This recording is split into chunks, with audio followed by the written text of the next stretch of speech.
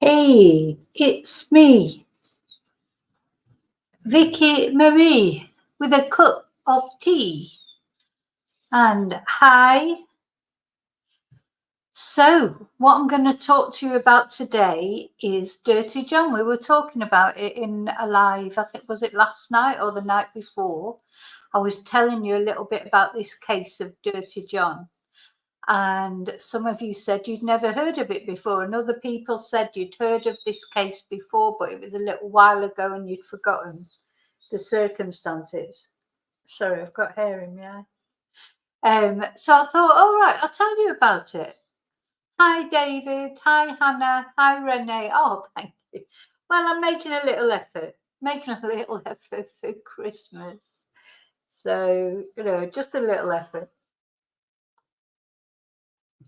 Anyway, so I thought I'd tell you about this Dirty John case because it is really fascinating. And the only way that it arrived in the public domain, if you like, quite strangely, because hi Chumba, hi, Mariah, hiya Mariah. It arrived in the public domain in really quite a strange way, this case, because what happened was a reporter, John Mike, sorry, no, that's the name of the guy. So Christopher Goffard was a journalist, and he was just he just goes around and finds sort of things that he finds his supporters might find interesting, a little bit like I do, I suppose. But he's out there actually going around, and he heard of a case. He heard of a case of an attempted murder, or what at first looked like murder or attempted murder. And he went off to investigate it. And that's how he came upon the case of Dirty John. And what he did was he created a podcast, and they released 2 chapters of the podcast on October the 2nd, 2017. I'm going to show you the podcast actually, because we will listen to a little bit of it. Let's have a look. Gosh, I need my pad there to put my mouse on. Oh, Mariah. Oh, we'll have to do a welcome to the family now as well then. Right, let's do that first.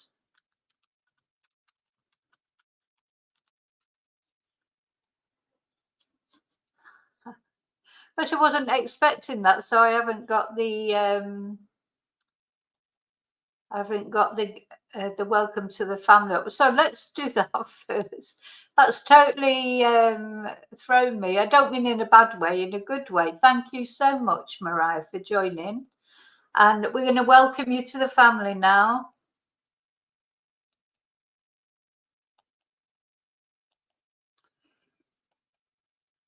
Welcome to the family, Mariah. So, of course, you have been part of the family for quite a long time as well. Quite a lot of people that join in lately, you've been part of the family for a long time, just haven't been members.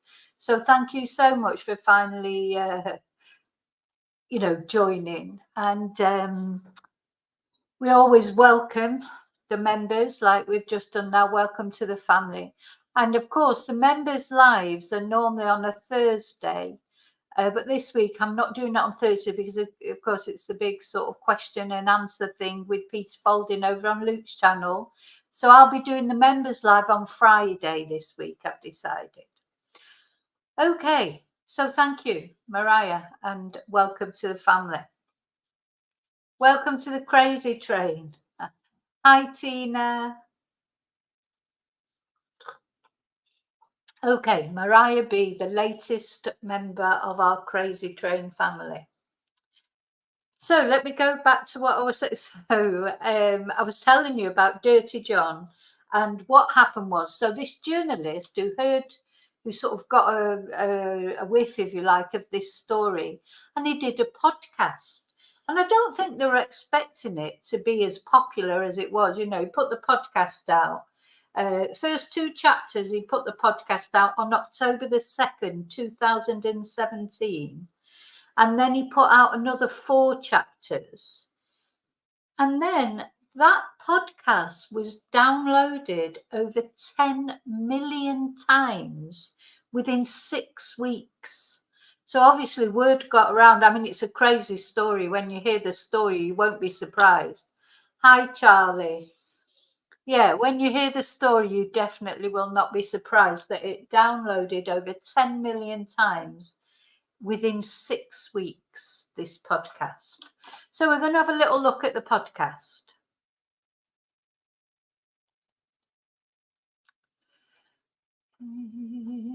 Right, let's find it. There it is. So this is the podcast itself. You can listen to all the episodes. I'm not going to obviously play all the episodes because we'd just be sat here listening to it together. But very, very interesting. So what I am going to play, though, is the introduction. Introducing Dirty John. Well, there's a trailer. I think we'll listen to the trailer if I can. Oh, God, it's not letting me. There it is. Let's listen to the trailer. Who you marry might be the most important decision of your life, but it can also be the least rational. Maybe loneliness plays a role, maybe lust, maybe forces we don't grasp at all. It's guesswork and blind intuition. He was quite excited and kept saying, I can't wait to be married to you, and just, I'm so in love with you, and so on. I was a little more nervous. Deborah is a successful interior designer. She tells everybody about the handsome doctor she met online who seems to live only for her. Yeah, so Deborah, she's a very, very successful woman. We'll be looking at some photos later and we'll be listening to her talking as well.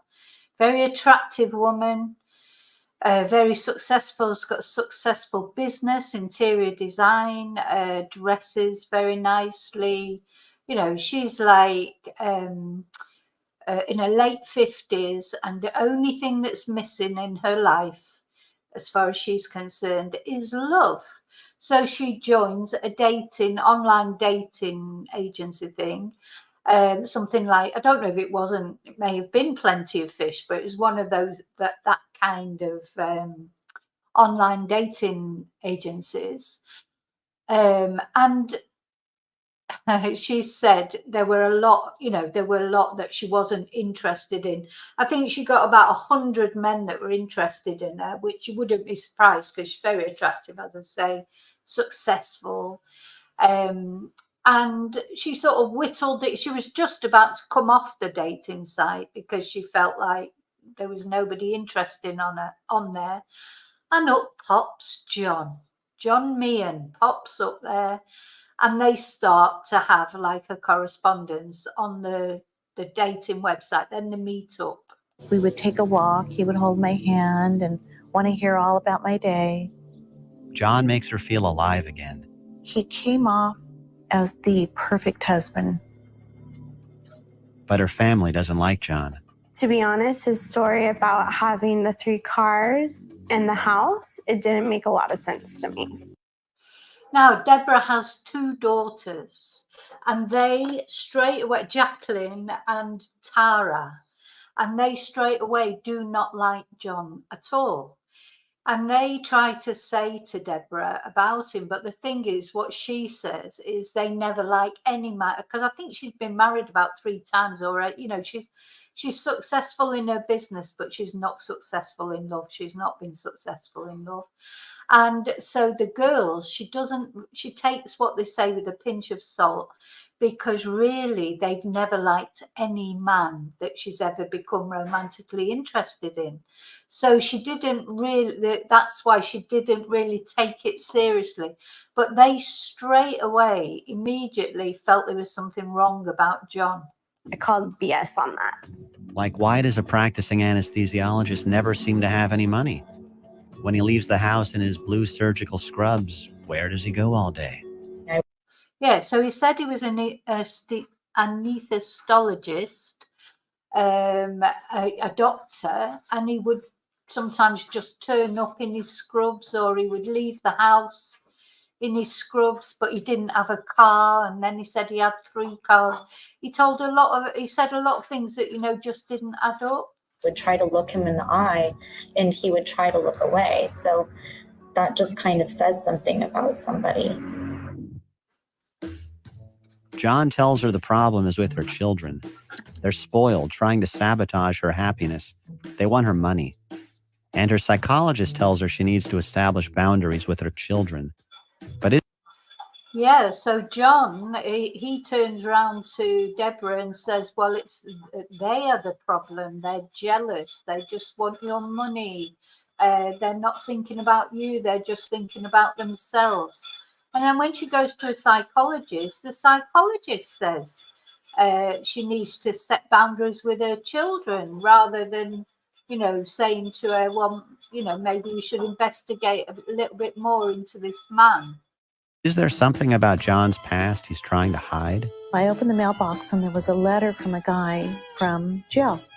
I thought, why is he getting a letter from someone from jail? Devil's got your boyfriend. He's got the one who said he'd always love you. He'd never. So yeah, she finds this letter in the mailbox, and the letter is from prison, from someone in prison.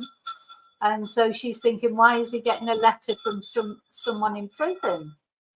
But what she doesn't know is that only 2 or 3 days before they actually met online, that's where John was. He was in prison, and he'd only just been released when he met her online, and she doesn't know that. From the Los Angeles Times and Wondery, this is Dirty John.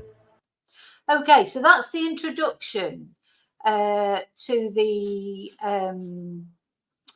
podcast, which of course you can listen to the podcast. Now, it's 6 episodes in total, but I'm going to tell you anyway. I'm going to tell you the story, and if you do want to actually listen to the podcast, it's got some interviews with the people, you know, with Deborah and her daughter. I've noticed the other daughter, Jacqueline. She's very quiet. I don't think I've ever seen her being interviewed. Whereas Tara, who has a big part to play in this whole story, as you'll see, she quite often it's Deborah and Tara that are seen being interviewed. So let's. Hi, Mal, by the way.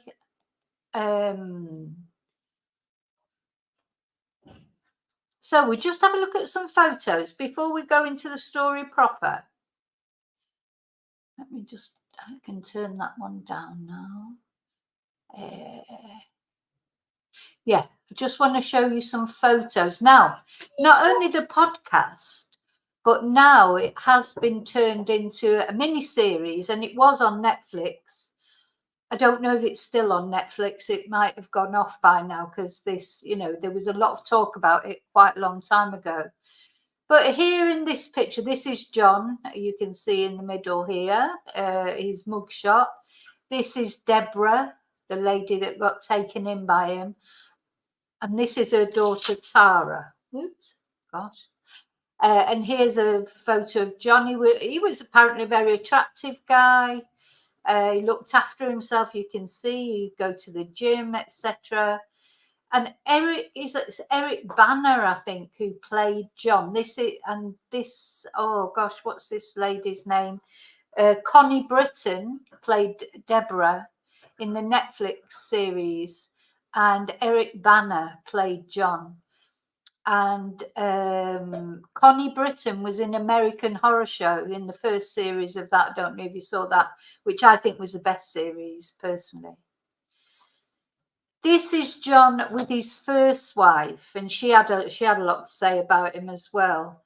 You know, any woman was lucky really to get out of his clutches, because he was just, you know, horrible, nasty man. But he didn't start off like that, as they don't sometimes, these men, you know, because Deborah, you know, here's her, isn't it? Deborah again. She just wanted to be loved. So she had everything, you know, money-wise, etc. But she did not have a love interest in her life, and she wanted to be loved. This is him with her. See if I can make that any bigger. Yeah, this is them together. So it's a prime case of narcissism, coercive control. That was them when they got married. They didn't actually invite anyone to their wedding. They just went off and got married. He looks really happy there, and I'm not surprised because he's just married a millionairess. You know, he's just married a millionairess, and hi Claire. She kept saying that you know, he was like the perfect man. He couldn't have done anything better for her. He did everything for her. He liked everything she liked. You know, they just had this perfect relationship. So now we're going to look at the story proper. Let me go on to, is it that one?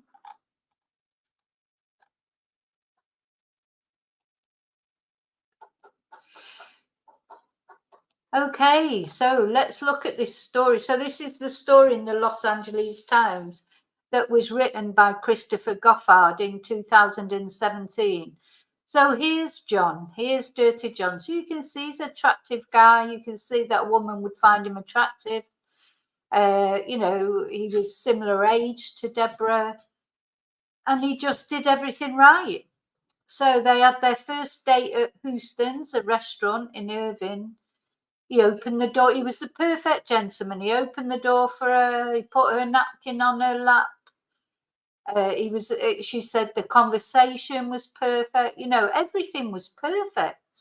And she, you know, she's a very attractive woman. Let's see if there's a picture here.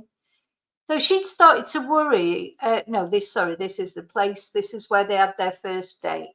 She'd started to worry that she would never, you know, fall in love again. And so she was married and divorced 4 times, you know, so she was looking for a man to share her life with. And unfortunately, John was who she found. But I just want to say this all takes place in Orange County in California, which I don't know if you know is a very well-to-do area. You might have seen the Housewives of Orange County, isn't it? That anyway, if you've ever watched that. But yeah, you know, it's a place of affluence. So he was 55, so he's just a couple of years younger than her. 6'2", good looking, gym sculpted body. Now she did notice that his clothes weren't too clever. So she did mention to him about his clothes. He said he come out with some story that he'd just come from Iran, or, you know, he'd been in the forces, or he'd been a doctor in the forces or whatever, and he'd just come out of combat practically, and that he'd left all his clothes there. He came out with some crazy story, and he said to her, well, you know, why, I want to please you, why don't you dress me? So she went out and bought him a load of clothes. You know, I mean, for an intelligent, I mean, she must be an intelligent lady because she's got this very successful business. But for an intelligent lady, really, you know, he was like her Achilles heel, really, because even though she's intelligent and she hasn't got, you know, she hasn't built that business up by not being sharp, she just seemed to lose it all when it came to him. I don't know. So he was called John Meehan, with thick dark hair and a warm, friendly smile that invited trust. His eyes were hazel green, with the quality of cancelling out the whole of the world that wasn't her. So he made her feel like she was the only person that mattered. So they found each other on an over 50s dating site, and his profile was that he was Christian, divorced, physician. He wasn't a physician, he was a nurse. He had some training as a nurse, but he was not a doctor. So she'd been on 3 other dates, but those men were not, she said they didn't look like they were supposed to on their profile pictures, and they were boring. Whereas John was different because he was interested in her life and business. He didn't just talk about himself. He told her all about being an oh God, why it's got to be this word that I can't pronounce. An anesthesiologist in Iraq. That's what he said. He just spent a year with Doctors Without Borders. That's why he had no clothes, because he'd left them all there. So you can see these are the pictures that went between them. You know, he's like showing off his abs. She's a very attractive woman. He said he had a couple of kids. He owned houses in Newport Beach and Palm Springs. He didn't. I don't think he had any kids either, though he may have done. Anyway, he also happened to worship at the same church as her, and he would love to meet her grandkids. So he had all the right spiel, told her that she had stopped his heart. She was so beautiful. She was just his type. And that especially hit home for Deborah, because her last boyfriend had told her as they parted, she wasn't his type. So, you know, John, she was vulnerable. She was vulnerable. Anyway, so they went out, they went back to her house for a coffee, and he did go straight into her bedroom and lie on her bed. And that became uncomfortable. So she just said, look, you know, I want you to go. And they had an argument, and he just walked out, and she thought she would never see him again. Anyway, but he did get in touch with her again, asked her, could they start again? Called her, said he was sorry, you know, and he said that he knew he'd overstepped the mark. So it's just that he didn't want to go because he wanted to spend every minute with her. By the second or third date, he was telling her he loved her, he wanted to marry her, etc. And there they were together. Now, she said later he was love bombing her. Now, I'm sure that you all know what love bombing is, or have you heard of love bombing? But I thought I'd just read something out about it, just in case people don't know what love bombing is. But basically, love bombing is a tactic that's used by narcissists. It is a form of emotional abuse because, but you know, you wake up every day to a text telling you how much they enjoyed being with you the night before and how much they love you. And it's not only men that love bomb, women love bomb as well. Next minute they're sending you flowers, or they're making jokes about wanting to marry you, or, you know, and they'll do things that you maybe might throw into, you'll notice that they'll do things you might have said in conversation, oh, my ex never used to send me flowers or whatever. So the next minute you're going to get flowers, because whatever nobody else did for you, they're going to do for you, because that's what love bombers do. And I've been love bombed, and I know exactly what it's like. So the thing is, it is nice, of course, when somebody's sending you all these messages or buying you lovely presents or taking you to wonderful places. It's fantastic and it feels good, but you know, it can stop just like that, because that's what they do. They love bomb you. And then when they've sort of worn you down or made you like them, or you're sort of giving in or whatever, they just cut it off. I mean, it's really quite odd, you know, how they can, you know, this happens. So as soon as they feel comfortable in the relationship, that they feel that they have won you over, that's when it all stops. And then, you know, it's also then they start demanding all your attention, all your, you know, you can't go out with your friends anymore, or you can't, all the things that you used to do that they used to say, oh, you know, great, yeah, go ahead and do that. Suddenly they don't want you to do any of that anymore. You've just got to be with them all the time and look after them. So it's a horrible thing. And then these people will change from calling you lovely, saying lovely things to you, saying really nasty things to you, like, oh no, this is what happened for Deborah. They start off saying you're the best things in sliced bread and they're so lucky to have you, blah de blah de blah. And then the next minute is, well, you're lucky to have me, nobody else would want you. and stop criticizing your appearance, etc. So it's pretty horrible, because I think in the end, you just, don't know if you're coming or going, do you?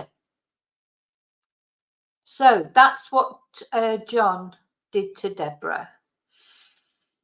So when her girls were like sort of,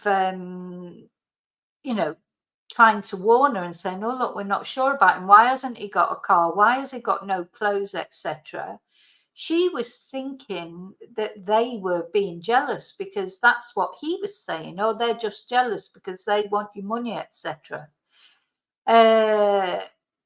Anyway, so very quietly, they started looking for a place to live together. She didn't tell her daughters.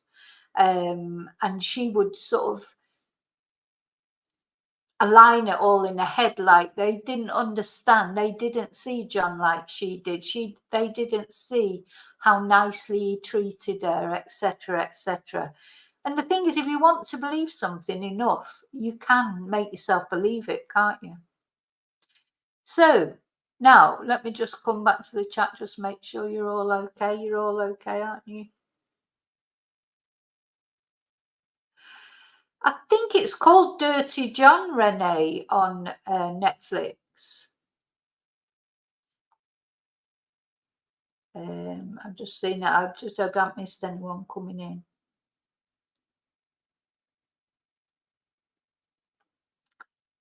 Hi, Rio.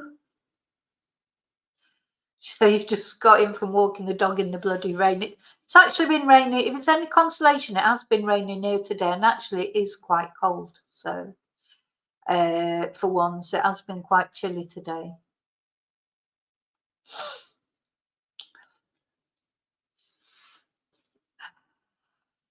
Okay, so right, so let's go back to what happened next. So she had two daughters. One daughter, as I say, called Jacqueline, who she's in the Netflix. It's not a documentary, it's a series. So you get to know a bit about her there, but I don't think I've ever seen her actually, the real Jacqueline, being interviewed. But her other daughter, Terra, Terra, now she apparently was, she was a mad dog lover, so I like her already. So she was crazy about dogs. She helped out at a dog refuge. She had a dog. This is her with her boyfriend at the time. And Deborah thought that if any of her kids would accept John, it would be Terra, because she was very, what's the word? She was just, everyone said how calm she was, how she got on with everybody, so sweet, etc. So she was the family's quietest, most docile member. Now, she liked to daydream about the end of the world, which sounds weird, but she liked watching The Walking Dead. And I don't know, I'm sure I have mentioned in previous videos, it's one of my favourite series, The Walking Dead. The characters is, it's got, if you can get over the zombies, because it's got zombies in it, but the actual psychological aspect of The Walking Dead for me is what makes it fascinating. How people react to the end of the world. Everybody reacts differently. Some people sort of like quite enjoy getting, the fact that there's no phones anymore, and no, the simpleness of life, and other people, can't cope with it, etc. That's what all the different characters and the acting in The Walking Dead is fantastic. And I'll tell you, a lot of them are British actors that were taken over to America to act in that. Lenny James, Andrew Lincoln, the acting is Samantha Janus, very good acting, and a lot of British actors.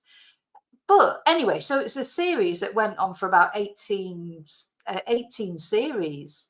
And it did get a bit silly towards the end, but the first sort of probably the first 10 series were brilliant, I thought. Anyway, Terra, and this is important later on, I'm saying this for a reason, pointing this out about her loving The Walking Dead, because she was 23 and she watched and rewatched every episode of The Walking Dead. And she spoke of the series less as entertainment than as a primer on how to survive apocalyptic calamity. And you know, I completely agree. You know, when you talk about prepping, you watch that, you get, if you know, everything really did come to an end, you'd certainly get some ideas from that series. So she made careful note of why some characters lived and others perished. It had to do with vigilance and quick reflexes and the will to fight. The world ends, she would say, and those who are fit to survive will survive. Anyway, so she was really, although she loved that program, but she was very non-confrontational. She was the most non-confrontational person of the family, really. So she was living in Las Vegas with her boyfriend, Jimmy, and she was studying to be a dog groomer. And, you know, she knew that her mom always would see the best in everyone, especially men. So she felt protective of him, and she wondered why someone like John would still be single. If he's that brilliant, why was he still single? And then when Jimmy, her boyfriend, drove out to meet him, he didn't like him. Well, they both went out there to meet him, and she said that John towered over her by a full foot, and a coldness came off it. He made it very clear right from the beginning he did not like her daughters. He barely made eye contact. He cut her questions short, and and even more telling, Tara's 3 dogs seemed anxious around John. I mean, that tells you something, doesn't it? If your dogs are not like, are feeling a bit strange, you know, acting a bit strange around someone, it's normally because they are a twonk, isn't it?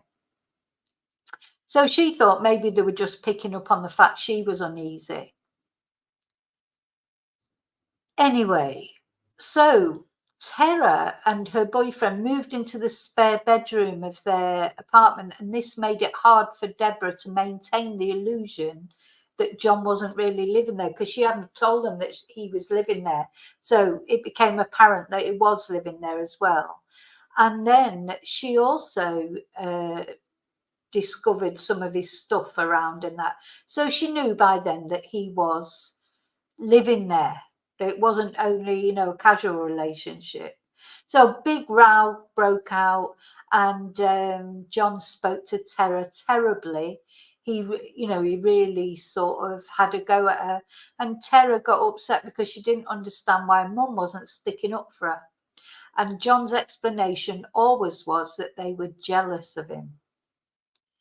Now, something I want to tell you as well about this family is that Deborah, her sister, had been murdered by her husband in a fit of jealous rage. So it just seemed to me when I saw that series that the whole family, because the grandmother, Deborah's mother, had forgiven this man for killing her daughter in a fit of jealous rage. And it just struck me when I heard that. Is this how they've been, you know, that's how they've been brought up, to forgive men doing these horrible things. So Deborah's mother had forgiven her other daughter's husband for killing her in a fit of jealous rage, and he'd been to prison for it, and he was out of prison now, and they were all like a big happy family again. Now I just want to think about that. I don't think I could do that if that was my sister's husband or my daughter's, definitely not my daughter's husband. How could you ever forgive them? They'd murdered your daughter in a fit of jealous rage, and you're going to forgive them. So there's something in this family where they seem to think that men can't do any wrong or something. I don't know. Anyway, finally, as far as Deborah was concerned, apart from the problems, this is the place where they lived, apart from the problems with her daughters who didn't like him, Deborah said they had a perfect life. They had a perfect life. She bought him all clothes, etc. And then finally, only a couple of months later, as they were in Las Vegas, going to Las Vegas on business, and he was going with her, he said, why don't we go and get married? And off they went, got married, just the two of them there. And that was it. There they were, married. And I do think when you look at his face there, he looks like the cat who's got the cream, and he certainly is the cat who's got the cream, hasn't he? Because he's got Deborah, who's not only very attractive, but also, you know, a millionaire, very rich, etc. So he's thinking, oh my God, Christmas has come early for me this year. And she had to keep it a secret. She kept it a secret for quite a long time that they'd actually got married. And yeah, things didn't get any better. The girls still thought, you know, the girls did not like him. It didn't get any better. Time went on. She couldn't even tell her own family that she'd married him because she knew they wouldn't approve. I mean, really, there's a lot of red flags there. You know, it makes you wonder, did he give her some, did he drug her up or something? How did he make her do it? I don't know. Anyway, still the girls were thinking about John, how he seemed like, there were strange things about him. Like, for example, his fingernails were always dirty. And she thought that was strange if he was supposedly an anaesthetist. And if this, you know, one of these people who give anesthetics, can't say the word. She was like, why are his fingernails always dirty? You know, surely he's supposed to have clean hands. And also, any other doctor she knew of, they didn't go everywhere in their scrubs like John did, you know. And she said she thought it looked like a man wearing a costume. And of course, that's exactly what it was, a man wearing a costume. Anyway, sorry, just so yeah, sometimes she would receive texts that were supposed to be from her mum, but she knew they weren't from her mum. They were from, you know, they didn't look like texts that her mum had sent, so she felt that he was using her mum's phone sometimes to pretend to text her. Anyway, so what Jacqueline did, this is the other daughter, she bought a magnetic tracker and she put it on her mother's car so that she could monitor John's movements, because he didn't have a car, he used a mum's car. And he would say that he was going here, there and everywhere to do with his doctor's work. But so she put the tracker on his car, and she saw that he was going to strange places. Like he was going to doctors' offices sometimes, but then he was going to warehouses and the post office, fast food joints, etc. So she was just quietly monitoring him, but she didn't want to cause a fuss with her mum. So, and this is what, because this was a situation, because what had happened to her sister. It was a situation in that family that it felt sort of familiar again, because in 1984, Deborah's oldest sister, Cindy, was trying to escape this husband that she described as controlling and possessive. And one day he pressed a handgun against the back of her neck, pulled the trigger and killed her. And they've forgiven. The family forgave that man when he came out of prison. So it's all a very strange background, if you ask me. Looks like you're talking about Speedos. Anyway, never mind. Okay, so that's the first bit of the story. So you can sort of almost imagine what's coming next, isn't it? So this is where they lived. Beautiful place. Oh, and then there was another thing. God, because I was forgetting, I watched the series and it's amazing what you forget, isn't it? But after church one Sunday, Deborah walked into her living room with her husband to find a woman she didn't know who she was. And this woman was thin, had just used the shower. Her curly blonde hair was wet. She was dressed all in white. She'd taken Deborah's clothes. So she'd helped herself to a shower in Deborah's house, and then she'd taken her clothes. She held a tiny Bible and sipped Ovaltine and acted as if she belonged there. John then attacked this woman, pushed her head onto the countertop and pulled her arms behind her back. He ordered Deborah to leave the house and call the police. But Deborah didn't want to press charges. Sounds like Deborah's too nice a person in a way. She didn't want to press charges. She thought she was probably homeless, a drug addict, and she'd probably climbed into the house, for some shelter. Now, John denied that he knew her, but he did know her. He did know her. Anyway, so John then said, look, we've got to ramp up security. So soon they had cameras fitted everywhere. So he was watching her by then on camera. She couldn't move in her own house because he was monitoring her on his smartphone. And he also insisted on cameras at her office, where her interior design studio. He insisted on cameras. He just wanted her to be safe. Anyway, she did think at the time, is he watching me? But then she also thought, well, this means I can watch him too.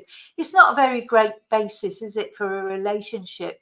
That you've got to put cameras to see what your partner's doing, or put a tracker on their car or whatever. Anyway, when she didn't know where he'd go when he'd give her a kiss on the cheek in the morning. She didn't know where he would go, and he never ever brought home a paycheck. Yeah, because he said he was freelance and he was paid in cash by uninsured people. Anyway, she did check the security footage and she saw that he wasn't going off to work like he said he was. She watched him leave the house in his blue scrubs, return a little later, climb into bed and go to sleep. She was too scared to confront him because he would get too angry. And he would just make up an excuse like, oh, well, the patient had to take a treadmill test and they failed it, and so the surgery had to be cancelled. So she didn't push it any further because she didn't want the confrontation. She just she'd never felt happier in one way. So she didn't want to, I think she knew, but inside she knew, but she just didn't want to acknowledge it. Now, he had scars all over his abdomen and back, legs and ankles, and he said he'd been in a crash in a helicopter while he was serving in the Middle East. And he said that during his time in the desert, he'd learned something about himself because 5 or 6 times he'd had to kill someone. And he said to her, it was easy if you had to. He said he was ruthless. He's blood relation of a mafia hitman. Good God. But anyway, she did say she never really saw him being violent, except for one time he grabbed the shirt of a homeless guy who said something rude to Deborah. And John screamed in his face and Deborah had to pull him away. Anyway, he told her she made him a better man. They went to church. Everything seemed perfect. He said he was going to the church before he met her, but he did slip up a couple of times. But anyway, now he was injecting himself with testosterone. He said it was for his kidneys. She watched him pop Oxy, which I don't know if you've heard of. I don't know much about it, but I know it's a drug. He said this was for his bad back. So everything, seemed fine.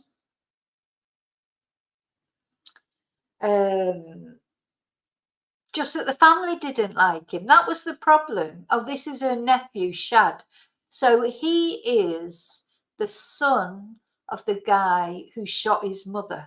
So his father shot his mother, Shad. He was now a single father in his 40s with 3 daughters, with a job at a trucking company, and he was very close with Deborah, with his auntie, and he wanted John to make her happy. He was hoping that she would be happy, and he tried to not to judge him too soon, because he felt that maybe the other people in the family had judged him too soon. But he did wonder why he had no clothes when he came into her life, because he'd been in prison just before. Why did he play video games all day long? And did doctors really jump out of helicopters with machine guns, as Dirty John had said? Anyway, he would make jokes about killing people, etc. There was all sorts of things that were making him a little bit curious. So he actually, in the end, because John had lots of different identities as well, and Shad found a license, a nurse's license, not a doctor's license, with an address, and it had this address at a trailer park in the desert. And so he called the trailer park, and the woman answered and just said that John had lived there. They had had a relationship. They were in a relationship, and then he had just disappeared. So he knew. They knew that, you know, and he tried to confront John. John got aggressive with him, and, you know, it just all caused so many problems. In the end, nobody wanted the challenge, because then they knew it would upset Deborah. They all wanted Deborah to be happy. Anyway, she started to get curious in the end. She found different papers. She found drugs. She found that he was injecting himself. He then threw himself on a mercy and admitted that he was a drug addict. I mean, this goes on over a long period of time. There's lots of little asides in it, but I've got to sort of condense it a little bit, because otherwise, you know, we'll be here all day. But so what I wanted to tell you about now is this is his first wife. And look, oh God, I don't know. I mean, he looks very cagey, I think, don't you? He's got a very shifty look, I think. So this was his first wife. And Deborah got to find out, and he'd done exactly the same thing with his first wife. He love bombed her, and then as soon as they got married, he turned into a different person. And then she found out, Deborah, later on, that his nickname was, when she found all this paperwork and these drugs in the house, she found that he had a long record of terrorizing women, including his first wife, who he terrorized. He beat her up at some point, probably when she wanted to leave him, I expect. And then, so she knew, and when she found the paperwork, she found that he'd done things to lots of women. She found a long record of women terrorized and laws broken. And that's when she also learned that he had a nickname that went back to his very brief time he spent in law school. They called him Dirty John or Filthy John. So it doesn't bode very well, does it, if that's the nickname that your friends give you? Anyway. Now, the only thing we can say in John's, not in his favour, but maybe his mitigating circumstances, is John's father. John's father was a blagger, basically. He was a complete blagger. He ran a casino in San Jose in Brooklyn, and he taught John how to make insurance scams. So John's own sister said this, that their father taught John how to sue, you know, basically just how to lie and how to deceive. You know, and their dad would say, you do anything you have to. You know, if you want to get back at, and if you want to get back at someone, you don't get back at them, you get back at their family. He instilled these values into John, these horrible values. So he said, she said, the sister said, if anybody did anything to John, my dad would say to us, you go there with a stick and take care of it. It's the Brooklyn mentality. You fight, you get even. And if you want to get back at somebody, don't get back at them, get back at their family. And that comes into play later on with John. That's exactly what he tried to do. He tried to get even with Deborah's family, not with Deborah. Anyway, this is John when he was a kid with his nice father. There he is with him again. God, it makes me shiver seeing him with that dog. So, yeah, so John was an athlete when he was at school. He was charismatic, a magnet for girls, an A student who swaggered with a sense of superior intelligence. He thought he was smarter than everybody else, according to his own sister, and she blames it all on the father. So, John's parents separated while he was in high school. And his sister said that it was then that rage and bitterness began to consume him. The mother had had an affair. Her father tried to win her back with violence. And John became a child she'd had with a man she now hated. So John actually started to hate both his parents. So he would jump in front of cars.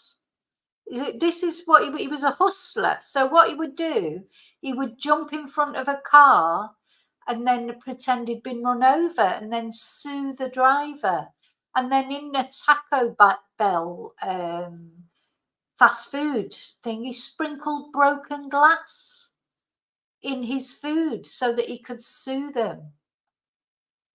Gosh. Anyway, this was the father, sorry, I think. This is the father, is it? Or is this John? No, it was John. It was John, yeah. And then he was busted for selling cocaine. He testified against a friend and he was forced to leave California. Anyway, there you go. So that's how he got his nickname Dirty John, was because apparently he just had so many women. Anyway, but he did dirty things in the sense of stealing money. He would take money for doing a job and then he wouldn't do the job. He'd do anything. He used fake names on credit cards. Any swindle he could do, he would do. And his friend said it wasn't just with women that he wasn't trustworthy. You couldn't trust him for nothing. He was rotten top to bottom. Yeah. And then, of course, he got married to this poor woman. He was 31. She was 25, though he told her he was 26. Shaved 5 years off his age. And he married I don't know, probably a family had money or something. That'd probably be the reason. None of John's family turned up, but he said that was because his dad was an alcoholic, his mum was a pill popper, and he didn't want them ruining their special day. God, she just didn't know what she was getting into, did she? Anyway.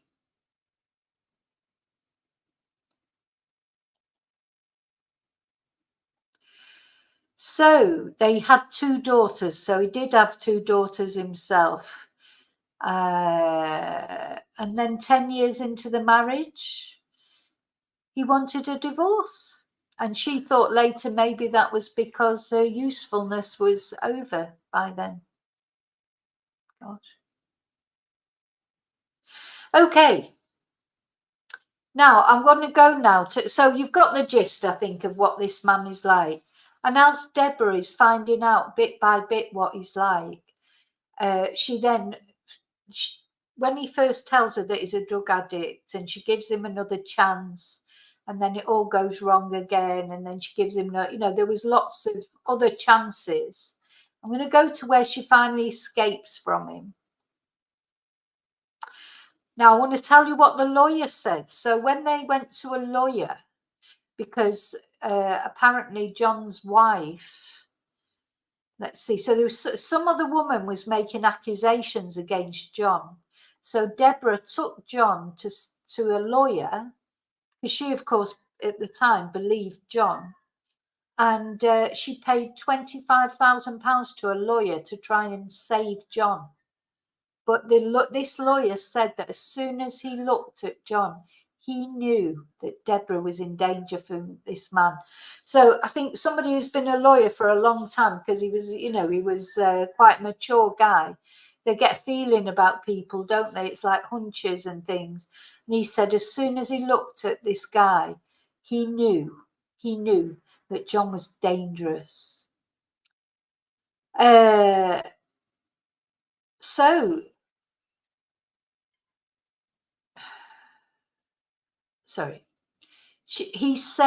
says his eyes were as black as coal, and he sensed a seething cauldron in the man's brain. I mean, that's quite emotive language for a man to use, isn't it? He sensed a seething cauldron in the man's brain, a rage that looked as if it would split his forehead. And he says that there are tales of encounters with religious personages so holy that their aura persists in memory years later. And it was like that for Zialo, but only the inverted. It was like the evil of him that would stay with him.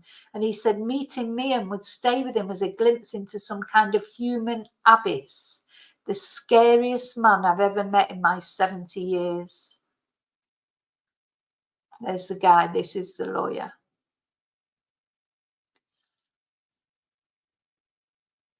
Anyway, so he's started love bombing Deborah again, telling her that he wanted to die in her arms. The world was a dark place without her. He would wash her car, run her errands, dropped off packages, bought her flowers constantly. And she was still in love with him, but she was also scared of him. She started to get paranoid, but she was so desperate for this marriage to work. Because don't forget, she's been married 4 times, and now she looks like the 5th marriage is going downhill. And she just said, I didn't think I could endure another divorce. And he'd started to realize she was going to end up leaving him. Anyway, there she is, Deborah. So she didn't want him to have access to all the money. So she was now hiding money from him.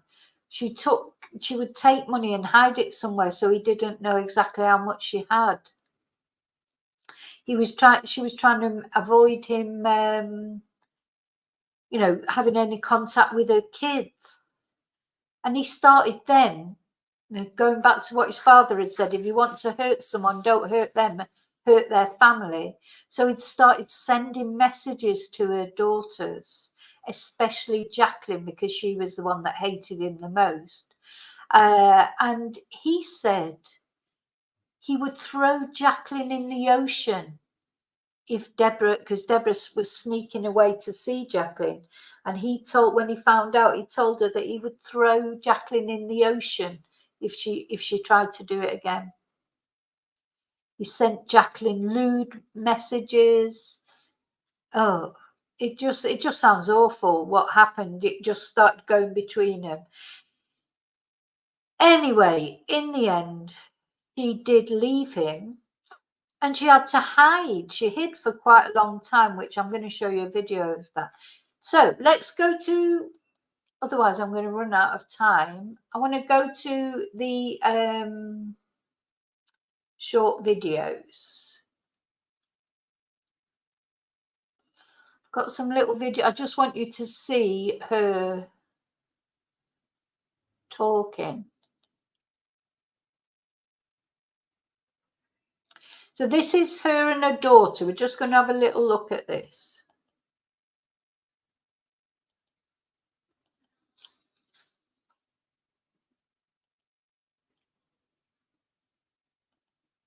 To you, Mom, something's not right. Why didn't you listen to her instincts about it? Well, my girls had not liked anyone I dated. Ah. So they were Yeah. the girls who cried wolf. So you Yes. figure they're just not going to like anybody. Here we go again. Here we go again. Mhm. So Now I have to keep stopping this because I'm on a live stream. It might, I don't know if it'll get me for copyright, and if it does, it'll just turn me off. when Mom Tara dismissed your intuitions about John, was that frustrating for you? It was very frustrating, but I understand her reasonings because there was a lot of scumbags that she dated before him. So I had So she said there was a lot of scumbags that she dated before him. It sounds like Deborah didn't have a very good taste in men. I don't know, maybe I just, you think she would, you know, she's so attractive and she's got money in that, you think, oh God, she would just meet someone easily, you know, but maybe all the best men are gone by then, by that age. I don't know. You just get, I just don't know.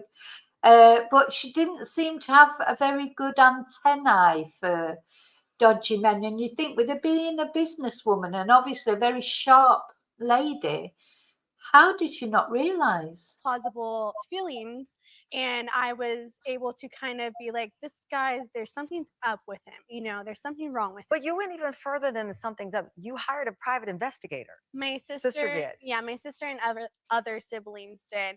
I was living in Vegas and kind of doing my own thing. But were you aware that they were hiring a private investigator? Yes. So you were on board with it. Yes, You I didn't was. pay for it, but you were on board. Yes. Why did y'all feel? So the daughters have gone as far as to hire a private investigator to follow John around. I mean, because they didn't feel that they could go to them. Well, they didn't think their mum was listening to them. But I can see the mum's point. The mum's saying, well, they never liked anybody that I ever went out with. So it's a very difficult situation, I think. Feel the need to escalate to a private investigator? Because he was lying about so many things.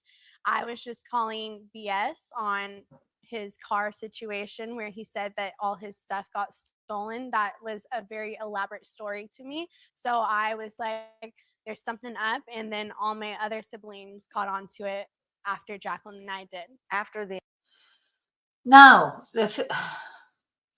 I want to tell you what happened in the end, because I feel like I could show you these things and it's just such a hell of an ending to this story. Let me just close down a few windows.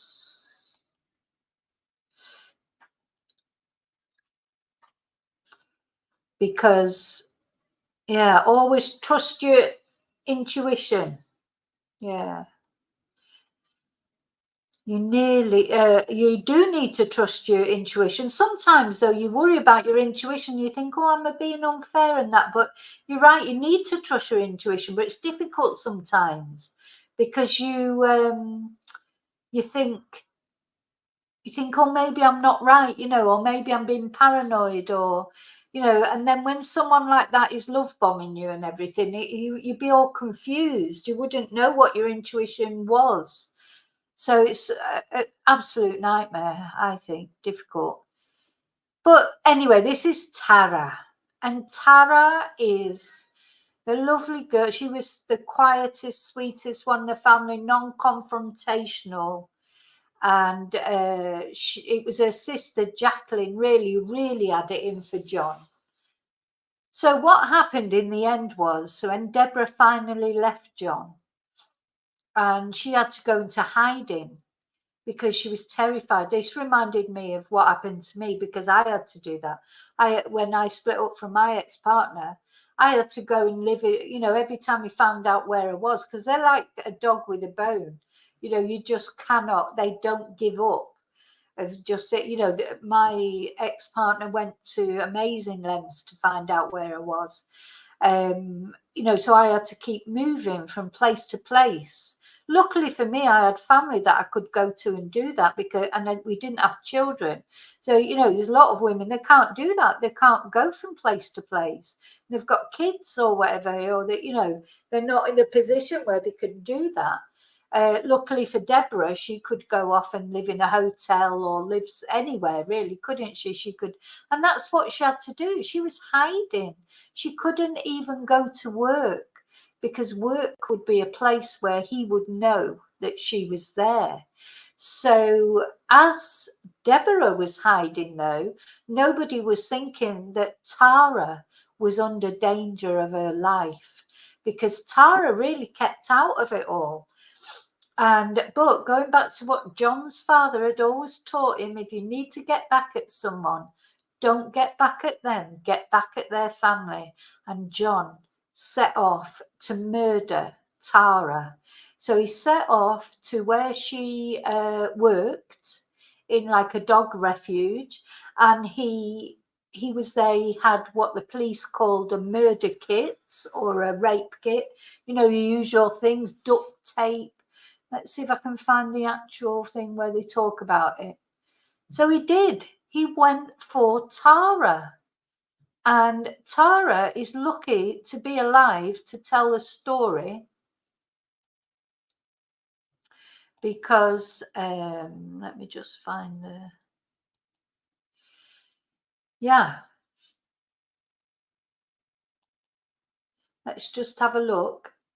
Sorry, not Tara, Terra. So this is Terra, and this is what happened in the end.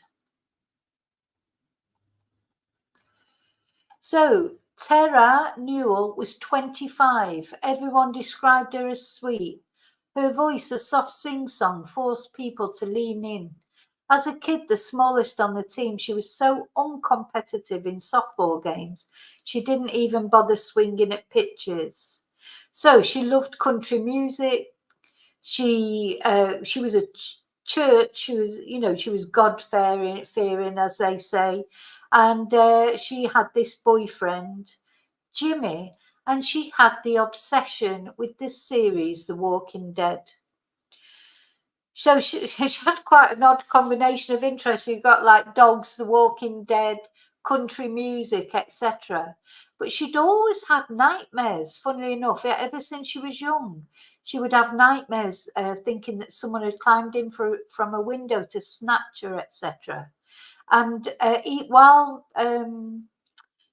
her mum was with John, she would have nightmares about John, that she was trying to stab him. She had these nightmares. Anyway, so she'd always, you know, over the years, she said she wondered if she was a little bit crazy. I think she just got vivid imagination. Some people have got very vivid imaginations. And when she was a teenager, a guy she'd been dating had gone crazy and rammed a car into her leg when he was on meth. So how she was so calm, I don't know, because she'd had quite a few things happen to her. So she'd got a tattoo on her foot that said Psalms 23, the Lord is my shepherd, with a heart that she'd seen in a Taylor Swift video.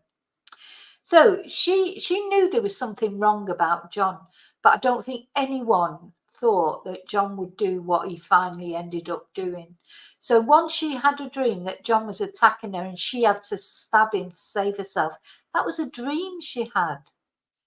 And she wrote out a note and put it in her drawer and said, if anything happened to her, she wanted her boyfriend Jimmy to get some money. Sorry, not to get money, because he's called cash, to get her little dog, her miniature Australian Shepherd. Anyway, what she discovered from The Walking Dead, which I think I was talking about the other day, is that to kill these zombies, I mean, it sounds ridiculous, but this saved her life. To kill the zombies, you have to go for the head and the eye, especially. So watching that in The Walking Dead, in that zombie film, it saved her life. Literally, it saved her life. So Jacqueline, her sister, had warned her on Saturday, August the 20th, 2016, that she had seen John in town that night and told her to keep her pocket knife handy. But she didn't really take much notice of it because she was going off to watch a concert, a country singer, one of her favourite singers. So she went to work at the Newport Beach Dog Kennel. She she played with the dogs, she did her work, etc. And then she left work just after 5 p.m. for a 3-mile drive home. The dog was in the back seat. It was still full daylight. In the meantime, John Meehan was there in the car park. And in the car, he had his passport, a vial of injectable testosterone for some reason, and what police called a kidnap kit, an Oakley backpack, camouflage duct tape, cable ties, a set of kitchen knives. That's what he had in his car. So he was obviously intending to kidnap Tara and do something not very nice to her.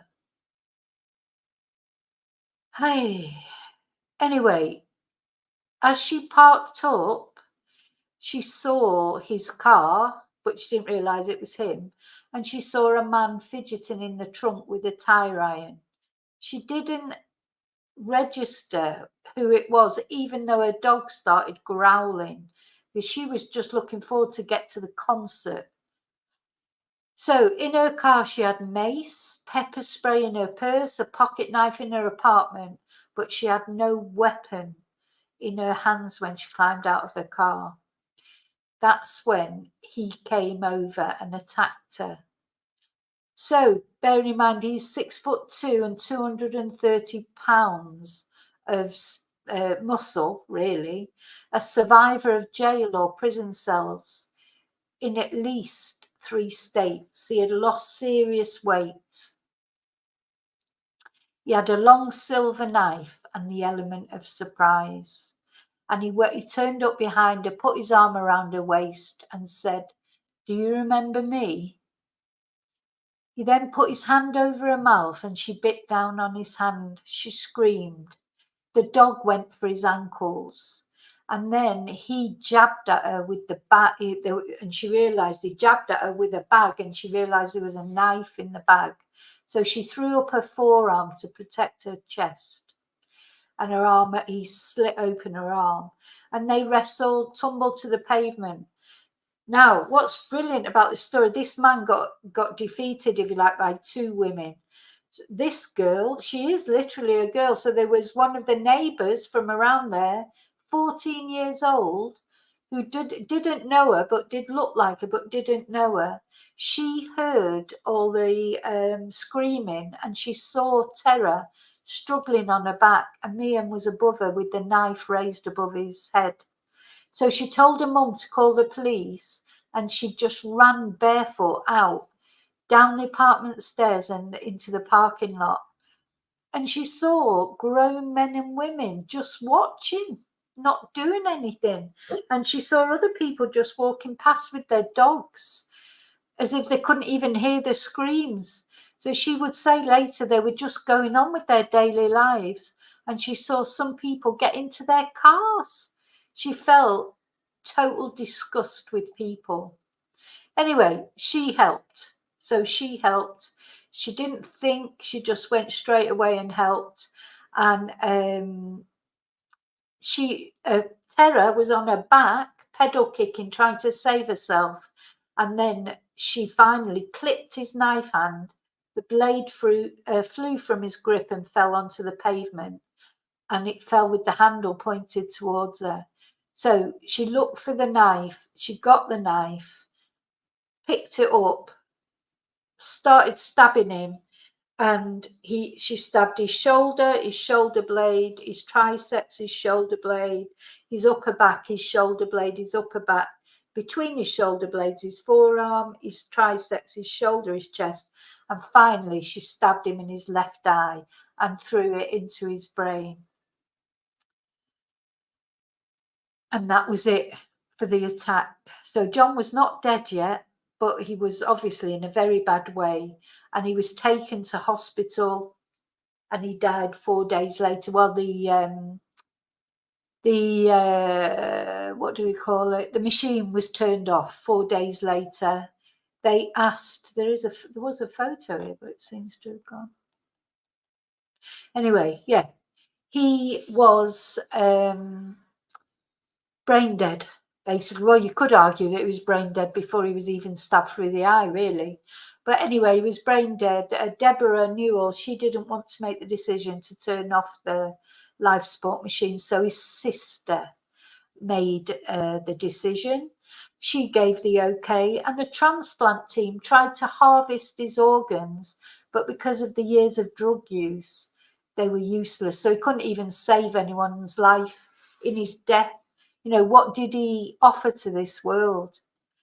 So John Meehan, drug addict, failed law student, disgraced nurse, anaesthetist, fake doctor, prolific grifter, black-hearted Lothario, and terror of uncountable women, was declared dead at the age of 57 on August the 24th, 2016, 4 days after he had attacked Tara Newell. Anyway, they put him in a cardboard box, they put him in the oven, there was no memorial service. It was in the local papers, but then this journalist picked it up. So it was the journalist guy that picked it up, found out about the story and made the podcast of it that, you know, ended up being so popular with millions and millions of downloads. And that's what led to the publicity about it and the Netflix the Netflix series, etc. So, yeah, you know, she said, Tara said, that was my zombie kill. You need to kill their brain. And that's what I did. You know, so, I mean, she's going through, obviously, post-traumatic syndrome at the moment. But, yeah. Hi, Saskia. Oh, it's so nice to see you here, Saskia.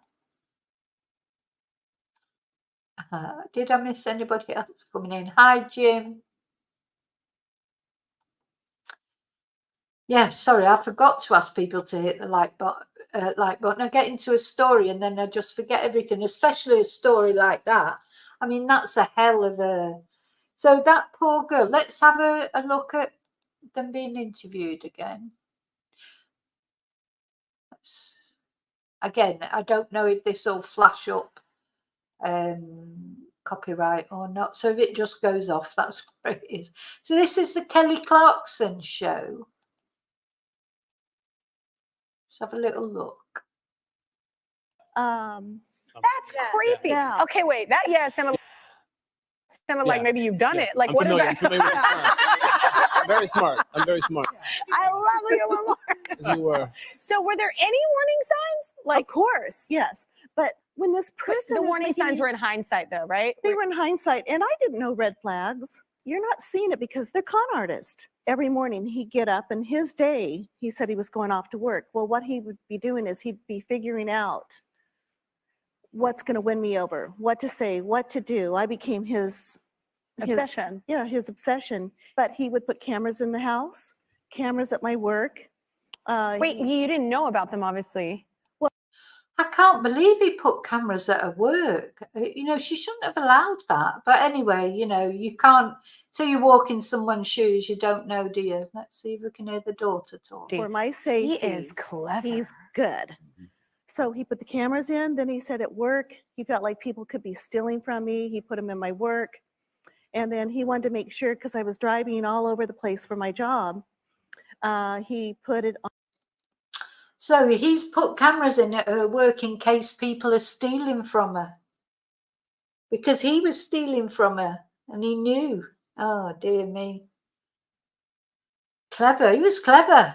Why don't these clever people, because he obviously was clever, why can't they put their cleverness to some good use? You know what I mean? Like, if you're clever like he was, why couldn't he have done good with that instead of doing bad? So he'll always just be remembered as a complete twonk. And he could have done good with his cleverness. On my phone so he could track me. What was your breaking point in the relationship? What I had to do was hide money so that I could go into hiding. I had to get all my passwords changed. And what had happened was I had withdrawn $30,000 and he caught me. And so he confronted me and he said, "What's this?" Oh my God, how dare he confront her? She takes $30,000 out of her own money and he dares to confront her. And I said, I want a divorce. I'm leaving you. Get out of my way. I pushed him aside. He went right in my face and he started doing this to me. He goes, hit me, because if you hit me, you'll never get up again. And I said, just get out of my way. And I ran as fast as I could. And I found out he'd been in jail, that he was not a doctor. I mean, I can name. Yeah, so all these lies that she found out. I want to see if I can see the daughter talking. Yeah, let's see. Done, first of all. Yeah. So I was preoccupied by that, and I saw him, and I think it's just like a homeless guy, like whatever, you know. So I got out of my car, I grabbed my dog, and then he grabbed me by my waist as I was like headed out to my apartment, and he looked me in the eyes and said, "Do you remember me?" God, how creepy, how creepy. Do you remember me? God. Oof. Well, I'll tell you what, he bit off more than he could chew. And then from there, I tried to flee. I tried to get away from him. I was unable to detach from him. And I ended up on the floor, pedal kicking him. And at this time, I realized that I'm actually in a knife attack. And God, I don't know how she's even there talking about it. Gosh, what a brave girl. so I kick the knife out of his hand as my dog's like biting his ankle. And then I get the knife and I start just wailing back on him. He like started to fall on top of me. I stabbed him 13 times behind, like in his shoulder. And then as he was coming down on me, I watched a lot of Walking Dead. So I held his head like a zombie. And then the last two were to his head. Oh my God. I mean, they're laughing about it, but it's not really funny, but just shows you that's the way to do it. If you get attacked, just get hold of their hair and stab them in the eye. Yeah, and The then I giggle, though. threw the knife, scooted away, and then started yelling for help. Good on you. I mean, did you have any defense class or any, like you just kicked a knife out of some dude's hand? Like, that's an amazing thing you did. Thank Yeah. It's you. amazing that you did that. Well, I'm like, TV helps, I guess. No, I'm just saying, like, it's amazing that you're very lucky that Thank that you. ended up happening Yeah. that way. Like, because it could have gone the other way. Yeah, it could easily have gone the other way, couldn't it? Could easily have gone the other way. 100%. Yeah, I'm so Yeah. blessed to be here today. Yes. Yeah. I'm sorry you had to go through that. I'm sorry both of you had to go through that, but I'm sorry that you had to literally end someone's life because they were trying to end yours. Well, thank you, That's but horrible. you know, you have to do what you have to do, and I think I have a lot of peace. God, she's so philosophical about it, doesn't it? You have to do what you have to do, which is true, but I just think it's amazing. And the thing is, because of that kit that he had, you don't know what he was planning for this girl, you know, to kidnap her, maybe take her away and do even worse things. I mean, what a horrible, horrible man.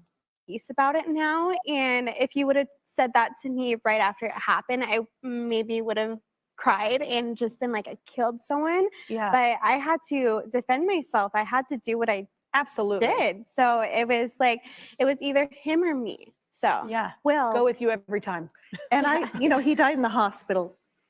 We had to pull the plug on him. But I think there would have been a lot of other women, including myself and her sisters. All the women that were saved from him being gone. Oh, Yeah.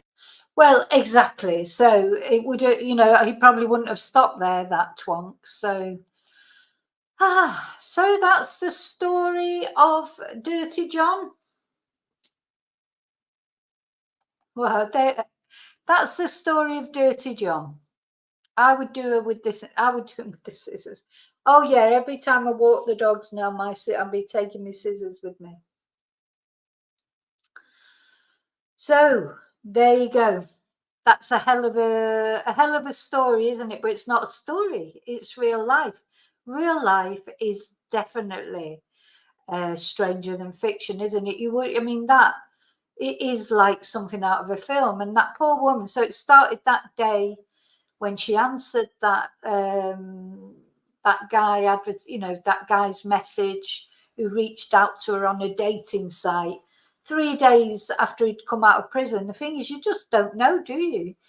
on the internet, people can just tell you what they like. And even if you meet someone, you know, in a bar or something like that, you don't know. You have to do a lot of research to make sure that what they're telling you is true.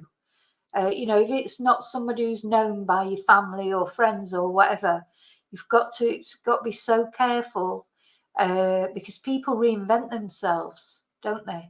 Well, we see it on YouTube all the time. It's like, you know, people say all sorts of things that not, you know, you don't even know who people are really, and that. So you've always got to be careful. You've got to be very aware. Very aware. Hi, Tin. So it was, Rio. It was a good ending in the end, wasn't it? I hope I didn't miss anyone coming in, because a lot of the time they're always telling the story. But Dirty Jim. It's not Dirty Jim, Charlie. It's Dirty John. Oh. Anyway, so that is the story. So I mentioned it, didn't I, the other day? And a lot of people hadn't heard about the story. So I hope you found it interesting anyway, because I think it is an interesting story. And it's had, at least it had a good resolution in the end. Tara is still alive and strong from what, you know, what she went through.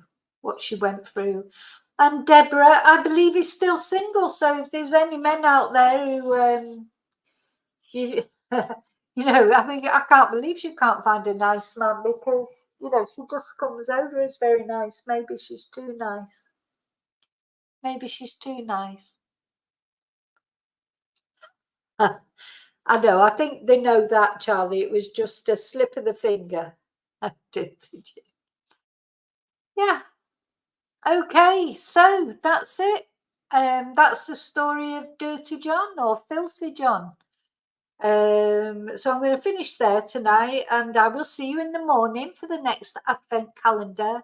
And keep on sending in the Christmassy pictures. I've got lots more now as well. I'm not going to show them tonight because I've already been on a little while. My voice is going, and I'm going to go off and get another cup of tea, I think. Gosh, I've got quite a few Christmas hats. So what I'll probably do is try them all. I like the glittery one.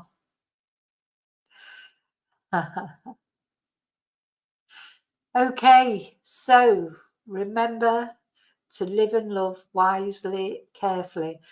Be very careful if you look at, and if you're looking for someone on the internet, and not only for the women, because I did a video quite a long time ago now, probably in the early days of doing my channel, that people might not have seen. A very similar story, but about a man who, you know, ended up with a lunatic woman, sort of chased him. And I might go over that story tomorrow or something, because I think probably at the time, you know, a lot of you that are now subscribers to my channel and that, you won't have seen that, because it's like from ages and ages ago. But so I might do that. But anyway, thank you so much, as always, for being here. And of course, we had a new member. So Mariah, she joined tonight, and we welcome Mariah as a new member. Thank you to all of you who are members, and thank you to everyone who subscribes, everyone who likes. Don't forget to like the video, please. And I'll see you really soon in the next video.